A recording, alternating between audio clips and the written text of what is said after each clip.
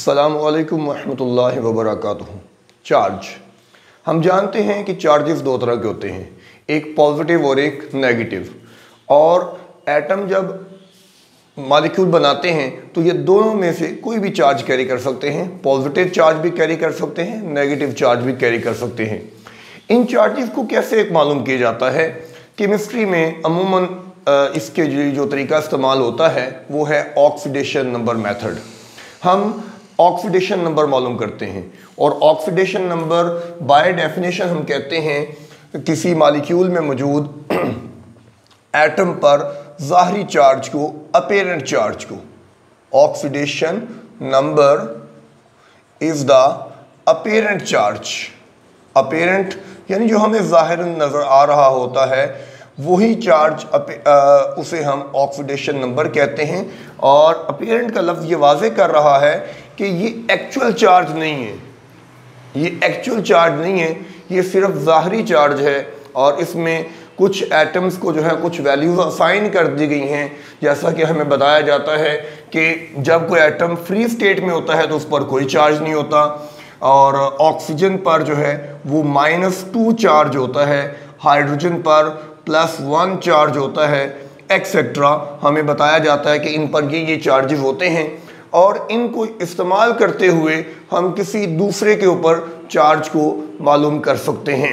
मिसाल के तौर पर अगर हम बात करें कार्बोनेट की, तो कार्बोनेट पर ऑक्सीडेशन नंबर यानी उसका अपीरेंट चार्ज कैसे मालूम किया जाएगा? तो जैसा कि हमें पता लग गया है कि ऑक्सीजन का अपीरेंट चार्ज -2 बताया जाता है, तो हम क्या करेंगे, हम ये देखेंगे कि कार्बन का तो हमें अपीरेंट चार्ज मालूम नहीं है, उसको हम लेट्स से एक एक्स कर लेते हैं। अब ऑक्सीजन का अपीरेंट चार्ज कितना है? 3 ऑक्सीजन एटम है और एक ऑक्सीजन का -2 है। और हम देख रहे हैं कि ये जो -2 है ये ऑक्सीजन का नहीं लिखा हुआ बल्कि ये टोटल चार्ज लिखा हुआ है। तो हम कह सकते हैं कि ये तमाम चार्जेस का मजमुआ ये -2 के इक्वल आता है।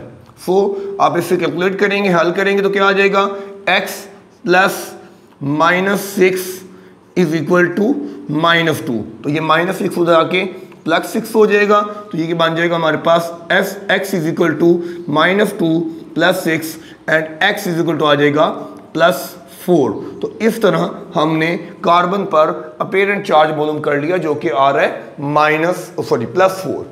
तो अपीरेंट चार्ज ज़ाहरी चार्ज, ये एक्चुअल चार्ज नहीं है। तो बहुत ज़रूरी है कि हम एक्चुअल चार्ज के बारे में पता करें। और केमिस्ट ने इसके लिए जो टर्म बताई हुई है, जो टर्म वो किताबों में लिखी जाती है, वो है फॉर्मल चार्ज। हमारा दरअसल आज इस वीडियो का मकसद फॉर्मल चार्ज पर ही बात करना है। फॉर्मल चार्ज मोर और लेस इक्वल है एक्चुअल चार्ज के, जो कि किसी एटम पर पाया जाता है किसी मॉलिक्यूल के अंदर। फॉर्मल चार्ज को हम मालूम कैसे करते हैं? फॉर्मल चार्ज को हम मालूम करने के लिए हमारे पास एक फार्मूला है, लेकिन इससे पहले याद रखें कि इसके अंदर भी एक अप्रॉक्सीमेशन है। और वो अप्रॉक्सीमेशन ये है कि हम एज्यूम करते हैं कि एटम्स हैव इक्वल इलेक्ट्रोनेगेटिविटी। अब आप जानते हैं कि ऐसा तो नहीं है, क्योंकि एटम्स जो हैं उनकी इलेक्ट्रोनेगेटिविटी एक दूसरे से मुख्तलिफ होती है। जैसे कि हाइड्रोजन की जो इलेक्ट्रोनेगेटिविटी है वो सबसे ज़्यादा होती है और अल्कली मेटल की इलेक्ट्रोनेगेटिविटी सबसे कम होती है। लेकिन जस्ट ये एक अजम्पशन लेकर हम करीब करीब जो है वो किसी एटम का असल चार्ज मालूम कर सकते हैं जो कि उसके अंदर मॉलिक्यूल के अंदर पाया जाता है। इसके लिए हम एक फार्मूला यूज़ करते हैं, और वो फार्मूला हम क्या यूज़ करते हैं, ये याद रखिएगा, ये एक अप्रॉक्सीमेशन है, ठीक है। ये हम अप्रॉक्सीमेशन यूज़ करते हुए फॉर्मल चार्ज निकालते हैं। और फॉर्मल चार्ज निकालने का formula, formal charge is equal to number of valence electron in an atom. एक एटम के अंदर वैलेंस शेल में कितने इलेक्ट्रॉन मौजूद हैं? number of electron, valence electron in an atom in a molecule। Atom के वैलेंस शेल के अंदर कितने इलेक्ट्रॉन पाए जाते हैं और उसी एटम के वैलेंस शेल में जबकि वो मॉलिक्यूल का हिस्सा होता है कितने इलेक्ट्रॉन पाए जाते हैं। इन दोनों का डिफरेंस होता है जिसे हम कहते हैं फॉर्मल चार्ज। अब इस फॉर्मूले को ज़रा मज़ीद हम एलेबोरेट करते हैं। किसी भी एटम के वैलेंस शेल में कितने इलेक्ट्रॉन पाए जाते हैं उसके लिए तो हमें सिंपल उसकी इलेक्ट्रॉनिक कॉन्फ़िगरेशन पता होनी चाहिए, हम मालूम कर लेंगे। लेकिन मॉलिक्यूल जब वो बना रहा है तो तब उसके वैलेंस शेल में कितने इलेक्ट्रॉन पाए जाते हैं तो उसमें हमें देखना पड़ेगा, क्योंकि हम जानते हैं कि जब एटम बॉन्ड बनाने में हिस्सा लेते हैं तो कुछ एटम तो अपने सारे के सारे इलेक्ट्रॉन को यूज कर लेते हैं, लेकिन कुछ एटम अपने तमाम इलेक्ट्रॉन को यूज नहीं करते। मिसाल के तौर पर HCl के अंदर हम देखते हैं H और Cl में जब बॉन्ड फॉर्मेशन होती है तो लेट्स से कि हाइड्रोजन का ये एक इलेक्ट्रॉन है वैलेंस शेल में जो पाया जाता है, और क्लोरीन का भी वैलेंस शेल के इलेक्ट्रॉन हम यहाँ पे रिप्रेजेंट कर सकते हैं। ये टोटल 7 इलेक्ट्रॉन्स हैं। तो अब देखें, आप यहां सिंगल कोवलेंट बॉन्ड बनेगा इलेक्ट्रॉन की शेयरिंग से, तो क्या होगा H ये आपस में शेयर कर लेंगे और क्लोरीन। तो नोट करें यहां H और Cl के दरमियान सिंगल कोवलेंट बॉन्ड बन चुका है। अब देखें ये जो इलेक्ट्रॉन का पेयर है this is called bond pair. इसे हम बॉन्ड पेयर कहते हैं क्योंकि इसने बॉन्ड बनाने में हिस्सा लिया है। जबकि ये जो इलेक्ट्रॉन पेयर्स आपको नजर आ रहे हैं जो अभी भी आपको यहां पे क्लियरली शो किए जा रहे हैं, ये इलेक्ट्रॉन जो है इन्होंने बॉन्ड बनाने में हिस्सा नहीं लिया। They are known as lone pairs. So जब कोई एटम बॉन्ड बनाने में हिस्सा लेता है तो वहां पे दो तरह के इलेक्ट्रॉन्स होते हैं, एक वो जो बॉन्ड पेयर बनाने में इस्तेमाल होते हैं और दूसरे जो कि बॉन्ड बनाने में हिस्सा नहीं ले रहे होते जिन्हें हम लोन पेयर इलेक्ट्रॉन्स कहते हैं। तो हम क्या कहेंगे, ये जो number of electron in atom with in a molecule, इसके लिए हमारे पास कुछ फॉर्मूला इस तरह से हो जाएगा, number of electrons in the form of lone pair plus half of the number of electron in the form of bond pair। तो ये हमारे पास इसका मुकम्मल फार्मूला है फॉर्मल चार्ज को कैलकुलेट करने का। अब इस फार्मूले को यूज करते हुए हम मालूम कर सकते हैं कि किसी एटम पर कौन सा फॉर्मल चार्ज है, और इससे असल में हमें कुछ नहीं तो हमें कम से कम ये अंदाज़ा हो जाता है कि ये जो चार्ज लिखा होता है किसी भी मॉलिक्यूल के ऊपर की तरफ, ये असल में होता किस पर है, ये किसका चार्ज है। मिसाल के तौर पर यही कार्बोनेट ही हमारे सामने है, तो इसी कार्बोनेट को देखें ऑक्सीडेशन नंबर हमने कहा ऑक्सीजन का जो ऑक्सीडेशन नंबर है वो -2 होता है ऑक्सीजन का, और कार्बन का जो है वो +4 हमने निकाल दिया। लेकिन ज़रा देखिएगा कि यहाँ पे टोटल 4 एटम है। एक्चुअल चार्ज अगर हम निकालना चाहते हैं तो फॉर्मल चार्ज हमें बताएगा कि किस पर कितना चार्ज है, और उसका ज़रा नोट करिएगा तरीका कैसे। पहले तो हमें इसका स्ट्रक्चर बनाना चाहिए, हमें बॉन्डिंग पता होनी चाहिए। ऑब्वियसली फॉर्मल चार्ज पर बात वही करेगा जिसको कोवलेंट बॉन्ड पर पूरी तरह से ग्रिप है, और जो कोवलेंट बॉन्ड को ही नहीं समझेगा तो वो फॉर्मल चार्ज को नहीं निकाल सकता। तो पहले उस वीडियो को भी देख लें जिसमें हमने कोवलेंट बॉन्ड के स्ट्रक्चर्स पर बात की हुई है। तो नोट करें, कार्बोनेट हमें सिर्फ वैलेंसी पूरी करनी है, तो ये हमारा कार्बोनेट का स्ट्रक्चर है, और इसमें ज़ाहरी तौर पर ये इसकी तरतीब बनेगी। ये कैसे बन गई है दोबारा देखिएगा, कार्बन ऑक्सीजन डबल बॉन्ड होता है तो ऑक्सीजन पर 2 अनपेयर्ड इलेक्ट्रॉन रह जाएंगे, सॉरी पेयर्ड इलेक्ट्रॉन रह जाएंगे लोन पेयर। जबकि कार्बन ऑक्सीजन सिंगल बॉन्ड होता है, कार्बन ऑक्सीजन सिंगल बॉन्ड होता है तो ऑक्सीजन के पास एक सिंगल इलेक्ट्रॉन रहेगा, लेकिन वो सिंगल इलेक्ट्रॉन कैसे रहेगा, इलेक्ट्रॉन सिंगल तो नहीं रहता, तो ऑक्सीजन एक इलेक्ट्रॉन इसका मतलब है किसी और से कैरी करेगा और उसको भी वो अपना पेयर की सूरत में ले आएगा। और शायद वही एक इलेक्ट्रॉन है जिस पर चार्ज की वजह बनता है। नोट करिएगा, हम इसका फॉर्मल चार्ज कैलकुलेट करने जा रहे हैं। हमारे पास यहाँ पे 3 तरह के एटम्स हैं। कार्बन, एक वो ऑक्सीजन जिसने डबल बॉन्ड किया हुआ है, और 2 वो ऑक्सीजन है जिन्होंने सिंगल बॉन्ड किया हुआ है। सो अगर हम इस एक ऑक्सीजन का फॉर्मल चार्ज मालूम कर लेंगे तो हमें इसका अलग से फॉर्मल चार्ज मालूम करने की जरूरत नहीं है। तो सबसे पहले कार्बन से शुरू करते हैं। हम जानते हैं कार्बन के पास इस फॉर्मूले के अकॉर्डिंगली एटॉमिक स्टेट में 4 इलेक्ट्रॉन्स अवेलेबल होते हैं, ठीक है नाउ। और कार्बन के पास लोन पेयर की सूरत में कोई इलेक्ट्रॉन अवेलेबल नहीं है, लेकिन कार्बन बॉन्ड पेयर कितने बना रही है, नोट करें, 2 3 4। तो 4 2 बार 8, तो 0 प्लस 1/2 ज़रब 8। तो इसको आप हल करें तो ये आप नोट कर सकते हैं, 2 4 बार 8 हो जाएगा। तो 4 और 0 4, और 4 में से 4 निकलेगा तो 0। सो ये बता रहा है कि कार्बन पर फॉर्मल चार्ज 0 है। अब आए ऑक्सीजन की बात करते हैं।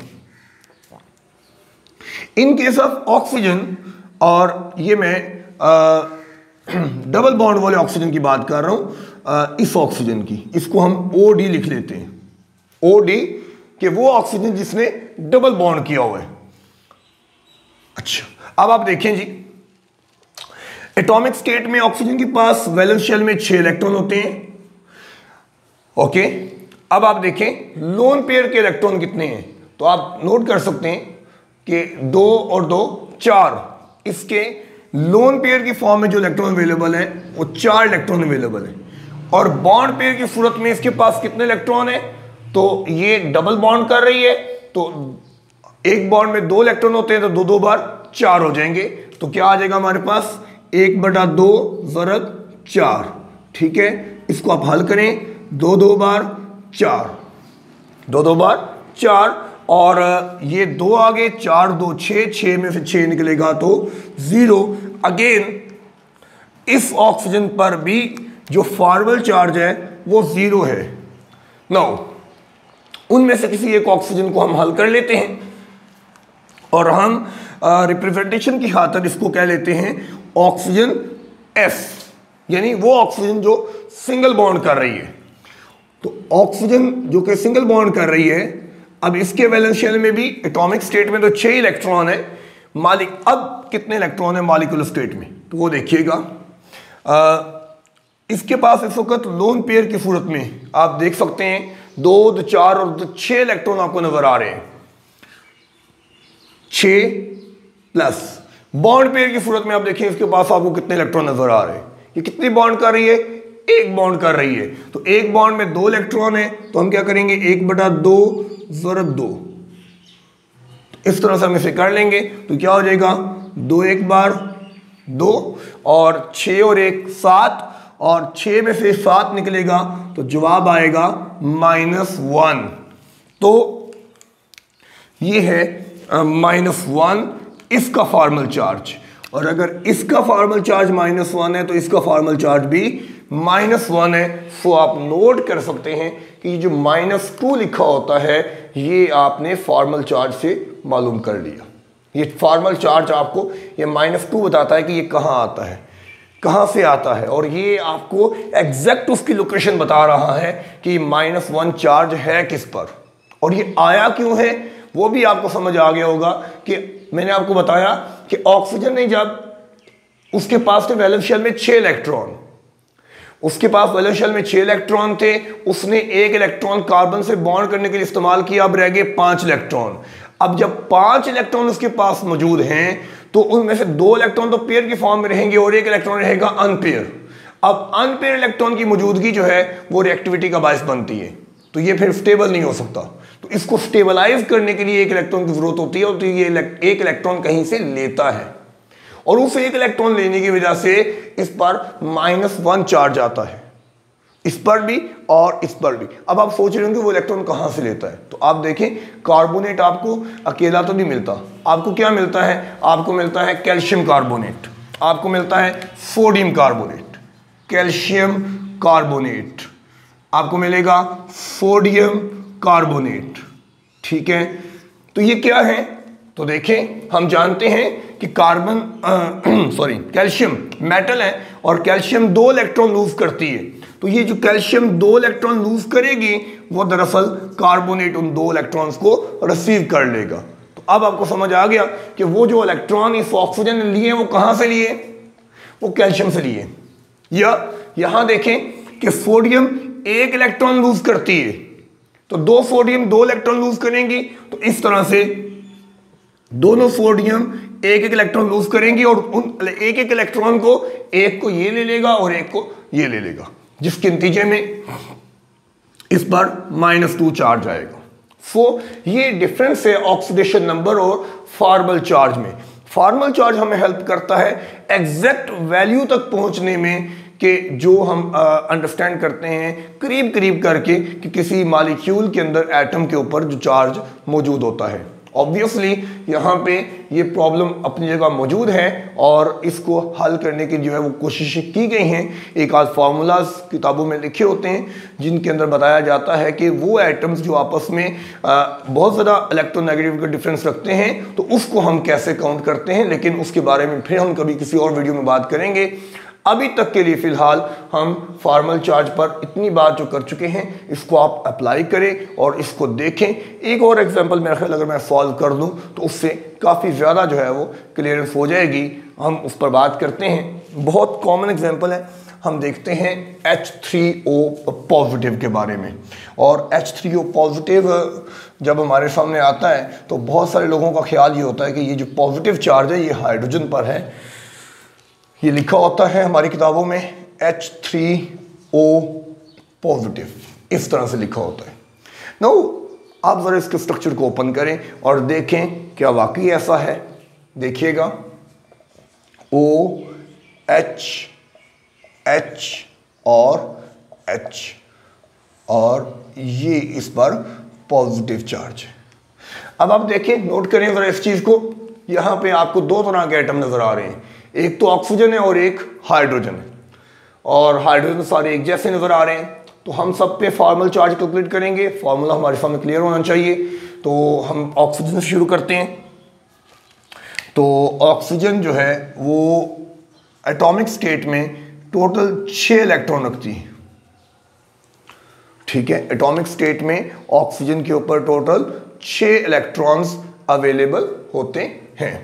नो, एटॉमिक जब वो मॉलिक्यूल बनाएगा तो मॉलिक्यूलर फॉर्म में उसके ऊपर कितने इलेक्ट्रॉन अवेलेबल है। अच्छा, नोट करने की बात ये है कि ऑक्सीजन ने जब डबल बॉन्ड किया था तो उस पर 2 लोन पेयर थे। अब उसने 3 बॉन्ड किए हुए हैं। तो ये 3 बॉन्ड कैसे करती है जब उसके ऊपर 1 लोन पेयर बच जाता है। अब इस पर 2 लोन पेयर मौजूद नहीं है, अब इस पर 1 लोन पेयर मौजूद है। और हम जानते हैं कि वो जो 1 लोन पेयर है वो किधर गया है, वो 1 लोन पेयर इस्तेमाल हुआ है इनमें से एक हाइड्रोजन के साथ कोऑर्डिनेट कोवेलेंट बॉन्ड बनाने में। ठीक है, तो हम अब कैलकुलेट देखेंगे, आगे इसको करेंगे। Minus number of electron in the form of lone pair, तो वो सिर्फ 2 हैं इस वक्त। ठीक है, ओके, तो आगे चलेंगे।